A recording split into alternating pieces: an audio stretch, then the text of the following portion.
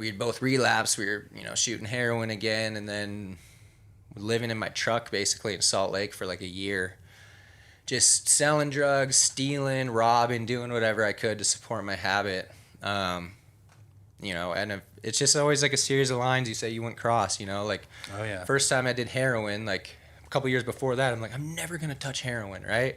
Then I did, and then it's like, okay, I'll smoke it, but I'll never shoot it, right? And then I did that, and then, okay, but I'm never going to do meth. Like, all of a sudden I'm doing meth, and then it was like that in Salt Lake too. It's like, when I didn't have any money, I actually was negative. I owed Bank of America like $9,000 because I kept using this credit card and my debit card, and I had been such a good customer. They let me like overdraw, and then until finally they cut it off, and then it's like, well, I'll steal from like Walmart, right? But never a person. And then a couple months later, I'm like breaking into some lady's house in Salt Lake, to just crazy stuff that's like not me, right? But it's part of the addiction, part of what it does to you. I'd say like the real rock bottom was February of 2000 or January of 2018.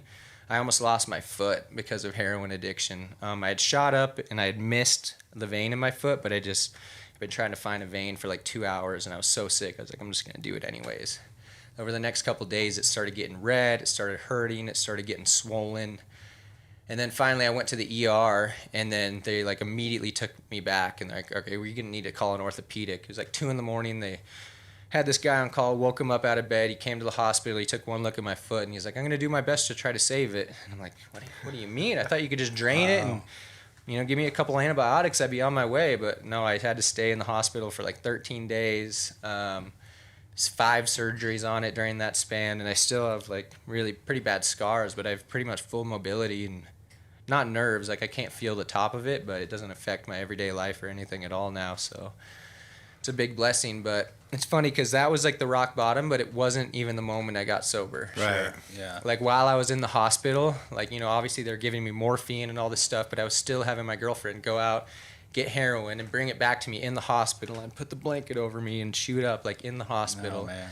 When I left, still living in motels in my truck, and then it was probably like 2 months later, a gentleman that I knew, Don Coleman, I'd met him a couple months earlier, but like he had worked for a treatment center at the time, and he kept trying to get me into treatment. I'm like, not now, I'm not ready yet. Finally, he called me up and was basically like, are you ready to get sober? And I'm like, yes. So he kind of lined it up for me to go to a detox. Went to a detox, and then was introduced to Dustin Hawkins, who started SOAR. Back then it was called WAR, Workout Addiction Recovery. Came up to Ogden, went through that program, and then been sober ever since. And then now I work with him there, and we're basically running it together.